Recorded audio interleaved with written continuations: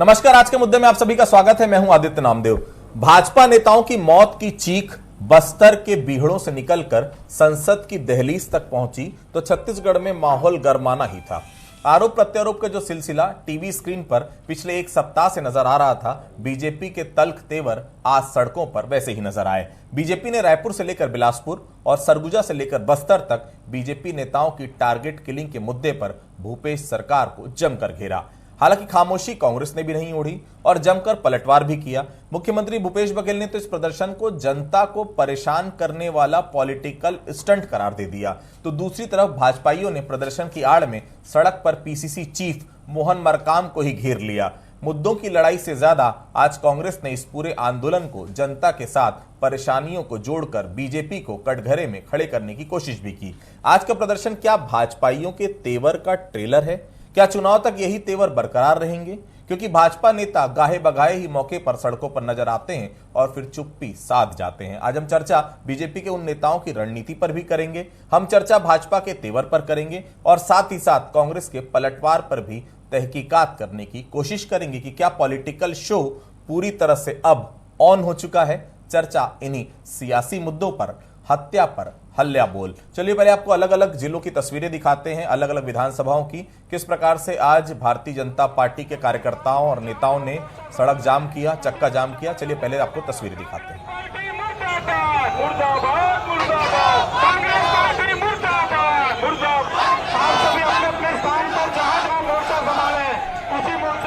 अरे भाई सुनना, अभिषेक।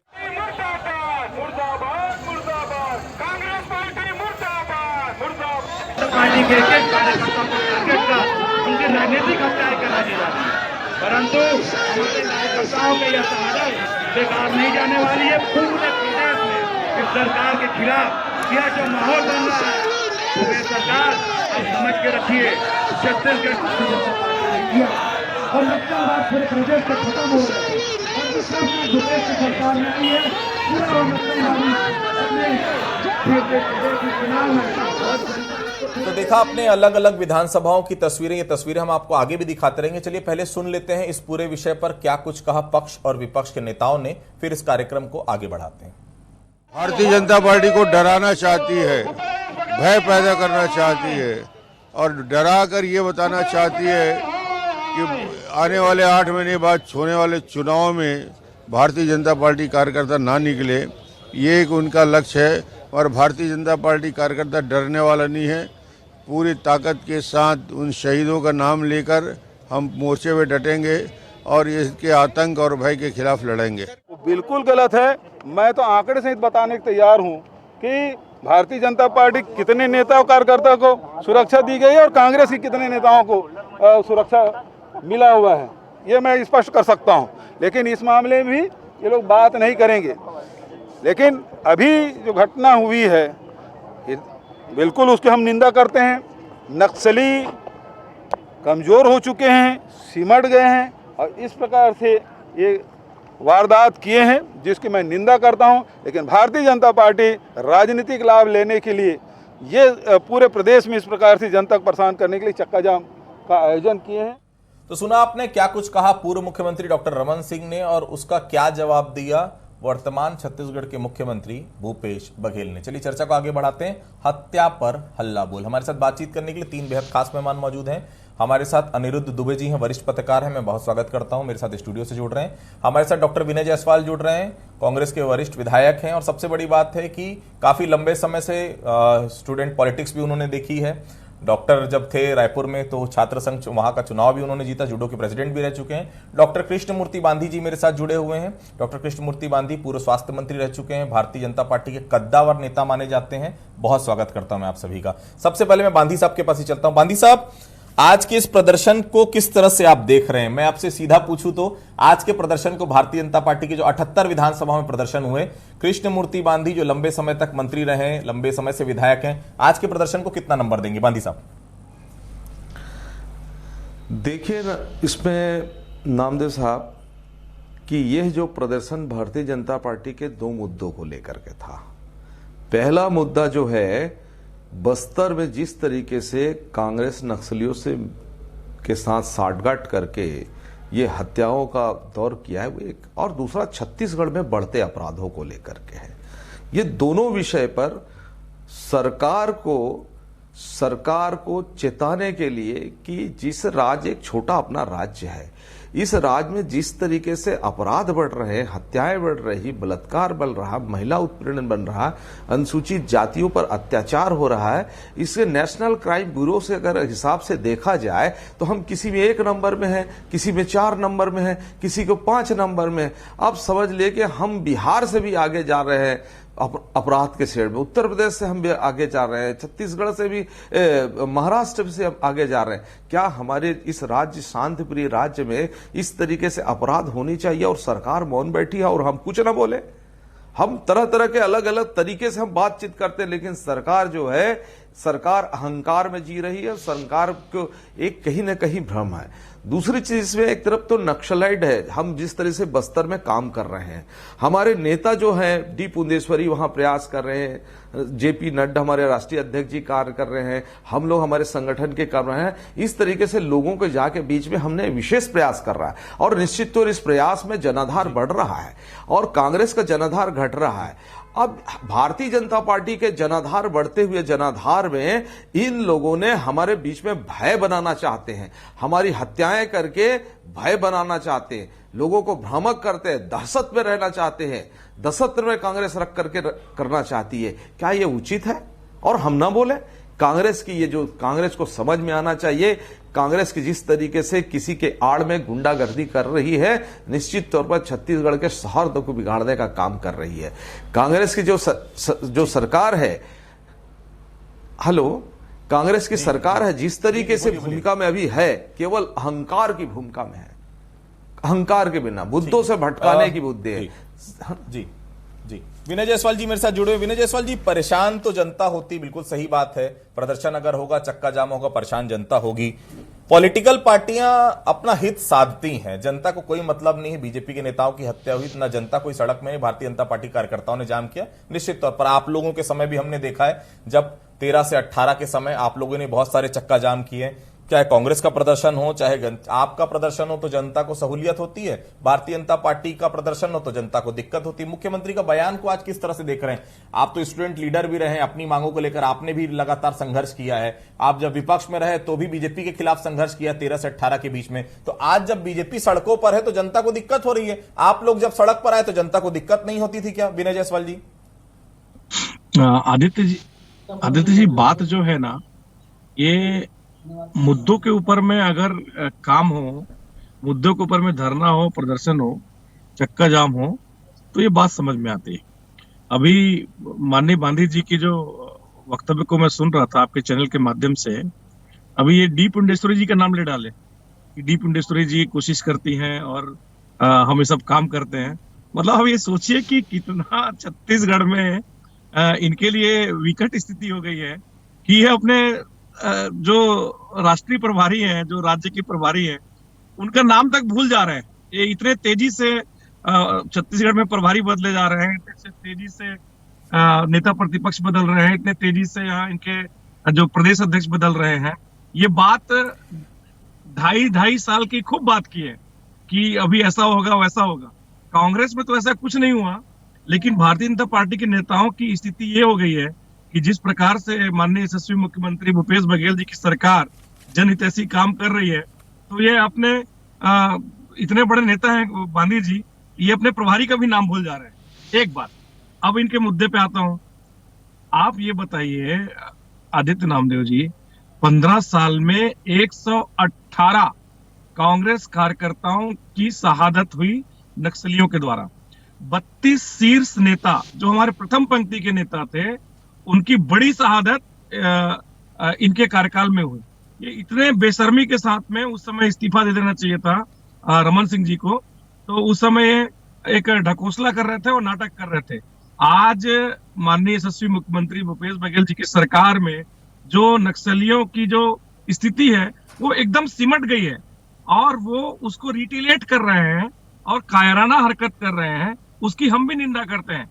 अगर हमारे जो भारतीय जनता पार्टी के नेताओं की अगर नक्सलियों ने हत्या की है तो उसकी हम कठोर निंदा करते हैं। लेकिन जिस प्रकार से मुद्दा विहीन भारतीय जनता पार्टी इसको मुद्दा बना के इतना बड़ा पूरे प्रदेश में चक्का जाम करने की स्थिति की है, लॉ एंड ऑर्डर को बिगाड़ने का काम की है, उसको पूरे छत्तीसगढ़ की जनता देख रही है कि मुद्दा विहीन भारतीय जनता पार्टी, जिनके पास किसानों का कोई मुद्दा नहीं है, किसान के धान का कोई मुद्दा नहीं है, बेरोजगारी भत्ता की बार बार रट लगा रहे थे, अब इनके लिए वो कोई मुद्दा नहीं है, और बार बार ये गंगा जल और ये वो तमाम तरह की हथकंडे अपना रहे थे, उनके पास कोई मुद्दा नहीं है। तो अब ये इतना बड़ा लॉ एंड ऑर्डर को जो है पूरे प्रदेश में खराब करने का काम किया है। निश्चित रूप से जो इस बात को ये भी समझते हैं और पीठ पीछे ये बात भी करते हैं कि जिस प्रकार से दाऊ भूपेश बघेल जी की सरकार चल रही है, तो हो सकता है कि 2, 4, 5 सीट बढ़ जाए इनके पास, लेकिन इनका कोई सरकार में आने की स्थिति में ये नहीं है। और ये अपने प्रभारी का नाम भी भूल रहे हैं। कुछ दिन में प्रदेश अध्यक्ष और ठीक, मैं लौटूंगा जायसवाल साहब, मैं आपके पास लौटूंगा। जी, अनिरुद्ध जी मेरे साथ जुड़े। अनिरुद्ध जी, ये आक्रामक प्रदर्शन भारतीय जनता पार्टी का हमने देखा, बीजेपी के तेवर आज क्या बताना चाह रहे हैं, क्या लगता है आपको? क्योंकि बीजेपी के नेताओं की हत्या का मामला बीजेपी तूल दे रही है। देखिए, जेपी नड्डा बस्तर आए, अमित शाह 18 या 19 मार्च को बस्तर पहुंच रहे हैं, तो ये बस्तर को साधने की कोशिश तो नहीं है भारतीय जनता पार्टी की? अनिरुद्ध साहब देखिए, क्या है कि बस्तर को लेके वैसे भी जो है बड़ी गंभीर रही। अभी आपने अमित शाह जी का नाम लिया, नड्डा जी का नाम लिया, इसके पहले तो जो उनकी प्रभारी थी पुरंदेश्वरी जी, तो वो तो सीधे रायपुर आती थी, तो बस्तर की ओर उनका रुख था। बस तब बस्तर जो है इनके टारगेट में देखिए शुरू से है। लेकिन मुख्य मुद्दा जो आज का जो प्रदर्शन रहा वो नक्सली मूवमेंट को लेकर रहा, और नक्सली हमले में इनके 3 और 4 नेताओं की हत्या की बात हो रही है।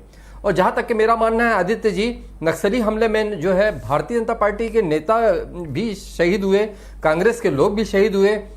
अगर कहीं देखें तो पहले बलीराम कश्यप जी जो इतना बड़ा नाम होते थे वहाँ पे बस्तर की राजनीति में, उनके बेटों पे जो है भरी दोपहर नक्सली हमला हुआ, जिसमें उनके बलीराम जी के एक बेटे तानसेन जी की शहादत हुई। दिनेश कश्यप जी मरते मरते बचे। और आज जो है फिर उसके बाद जो है कि भीमा मंडावी जी जो 2018 में विधायक बने थे, उनकी भी फिर वो जो है शहादत हुई नक्सली हमले में। इधर झीरम घाटी का बहुत बड़ा उदाहरण है, विद्याचरण शुक्ल जी, महेंद्र कर्मा जी, उदय मुदलियार जी जैसे बड़े कांग्रेस नेताओं की शहादत हुई। लेकिन एक चीज बार बार यही आती है कि मतलब आखिर क्या है, इसका समाधान कैसे हो? तो देखिए, क्या है कि सिर्फ छत्तीसगढ़ ही नक्सली समस्या से प्रभावित नहीं है। नक्सली समस्या से प्रभावित हमारे पड़ोसी राज्य उड़ीसा रहा, झारखंड रहा, आंध्र प्रदेश रहा, तेलंगाना तो बाद में बना। आंध्र प्रदेश का जो है समाधान नक्सली समस्या का बहुत हद तक हो चुका है। और ये आप गौर करिए कि जो छत्तीसगढ़ में जितने बड़े नक्सली लीडरों के नाम आते हैं वो आंध्र प्रदेश तेलंगाना तरफ के आते हैं। एक तरफ वहां का तो समाधान हो चुका है, लेकिन ये हमारे यहाँ की बात होती है तो बड़े बड़े नक्सली लीडर जो है वहीं होते हैं। और दूसरा जो झारखंड का उदाहरण है आदित्य जी, वह एक बूढ़ा पहाड़ जो बहुत बड़ा मतलब है कि बहुत दूर नक्सल क्षेत्र माना जाता था, वहां की सरकार ने जो है उसको मुक्त करने में, बूढ़ा पहाड़ को नक्सल मुक्त करने में बहुत बड़ी उपलब्धि हासिल की है। और 26 जनवरी को गणतंत्र दिवस के दिन वहां पे झंडा फहरा, मतलब एक मैसेज देने की कोशिश की सरकार ने कि नहीं जो है हम दमन नहीं होने देंगे। और दूसरी बात यह है कि हमारे मुख्यमंत्री जी ने भी एक बात महत्वपूर्ण कही थी, भूपेश बघेल जी ने, कि अगर कहीं नक्सली भारत के संविधान पर आस्था जताते हुए बातचीत के लिए आगे आते हैं तो हम बातचीत करने पर विचार कर सकते हैं। यह भी एक अहम बिंदु है। और दूसरी बात यह है कि इस सरकार द्वारा, छत्तीसगढ़ की कांग्रेस सरकार द्वारा प्रयास तो हुए हैं, निश्चित रूप से डेवलपमेंट चल रहा है, लेकिन फिर भी नक्सली समस्या का समाधान होना अभी बाकी है, ऐसा मुझे लगता है। जी, बांदी साहब, ये कभी कभी नजर आते हैं भारतीय जनता पार्टी के नेता कार्यकर्ता, कब तक ये ट्रेलर चलेगा? क्योंकि भारतीय जनता पार्टी अपनी आक्रामक छवि के लिए जानी जाती है और ये कहा जाता है विपक्ष की भूमिका भारतीय जनता पार्टी बहुत बखूबी निभाती है। छत्तीसगढ़ में आज का प्रदर्शन केवल ट्रेलर था कि आगे भी इस प्रकार का प्रदर्शन जारी रहेगा? बांदी साहब। आदित्य जी, डॉक्टर विनय जायसवाल गोलमोल बातें कर रहे हैं, अब मुद्दे विहीन बात कर रहे हैं। हमने 2 मुद्दों पे बात किया, एक तो बस्तर क्षेत्र में हत्या और दूसरा अपराध। क्या कांग्रेस को शर्म नहीं आनी चाहिए कि छोटा सा राज्य है और हत्याएं, बलात्कार, लूटपाट में हम नंबर 1 पे जा रहे हैं, 4 पे जा रहे हैं, 5 पे जा रहे हैं? कांग्रेस को शर्म नहीं आनी चाहिए इस पर? बेशर्म हो गए हैं क्या? दूसरी चीज है कि जब तक के छत्तीसगढ़ में अपराध अगर इस तरीके से चलता रहेगा, नशीली दवाइयां चलती रहेगी, किस तरह तरह के अपराध चलते रहेंगे, भारतीय जनता पार्टी चुप नहीं बैठेगी, मुद्दों की राजनीति करती रहेगी। और जो हत्याएं हैं जिसकी साठ गांठ की बातचीत आती, कांग्रेस को समझ में चाहिए, एक तरफ वो नक्सल सिकुड़ रहे हैं, हमारी अच्छी पॉलिसी है, और दूसरी तरफ ये हत्याएं शुरू हो रही है। ये दो बातें आपके सामने आ रही। विचार नहीं है कि किस तरीके से, क्या इससे ऐसा नहीं लगता है। दूसरा चीज है, जिस तरीके से हत्याएं हो रही है, क्यों हो रही है। मैंने फिर भी कहा कि जिस तरीके से हमारे नेताएं प्रयास कर रहे हैं बस्तर क्षेत्र में जाकर के, हमारे कार्यकर्ता प्रयास कर, उसके मनोबल और जनता में भय पैदा करने के लिए कांग्रेस इस तरीके से बैक में रह करके वो अपराध करवा रही है, जिससे लोगों का भय पैदा हो, डर जाए और जनता में भी भय आए। ऐसा कृत्य कर रहे हैं जो बहुत ही घिनौना कृत्य है। बांदी साहब, इस पूरे विषय को लेकर मुख्यमंत्री तैयार है एनआईए जांच करने के लिए, एनआईए जांच करवाने के लिए वो तैयार हैं। आप ही लोग मांग करते हैं कि छत्तीसगढ़ पुलिस नकारा है, किसी काम की नहीं, सुरक्षा नहीं दे पा रही है, सरकार सुरक्षा नहीं दे पा रही है। अब तो एनआईए जांच करवाने के लिए सरकार भी तैयार है, लेकिन अब ये बयान आ रहा है आप लोग की तरफ से कि पुलिस क्या यहाँ कुछ कर नहीं पा रही। दोनों चीजों में तय कर लीजिए, एनआईए जांच आप लोग करवाना चाहते हैं या नहीं करवाना चाहते। बांदी साहब, आदित्य जी, एनआई राष्ट्रीय एजेंसी है, जांच कराने में हमको कुछ नहीं, लेकिन हमने तो इनके ऊपर प्रश्न खड़ा किया कांग्रेसियों के ऊपर कि यही लोग हैं, कांग्रेसी जो लोग हैं, इनकी दोहरा चरित्र है, जो एनआई पर अविश्वास करते थे।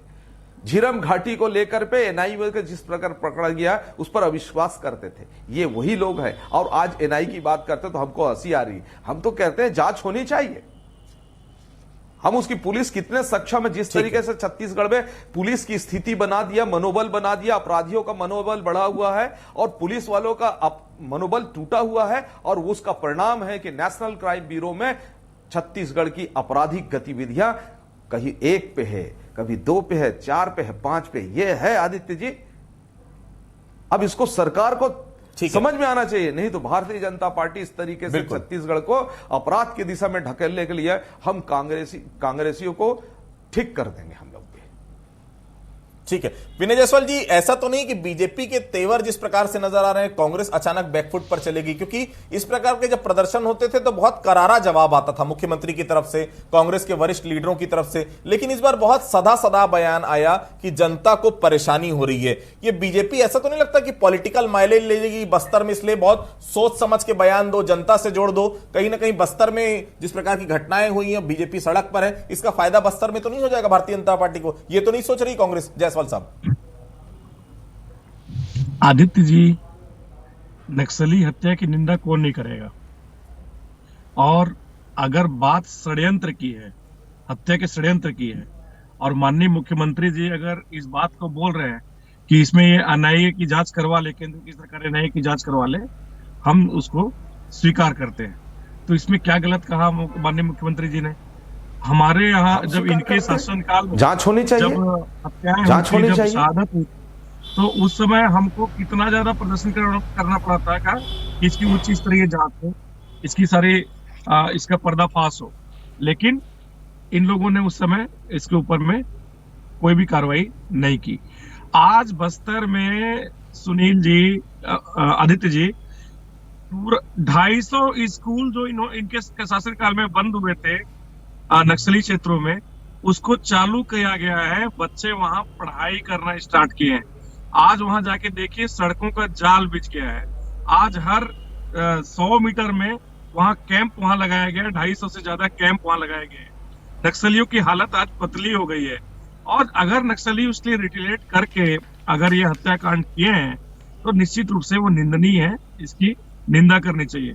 और नक्सलियों के हौसले जो हैं वो पस्त है।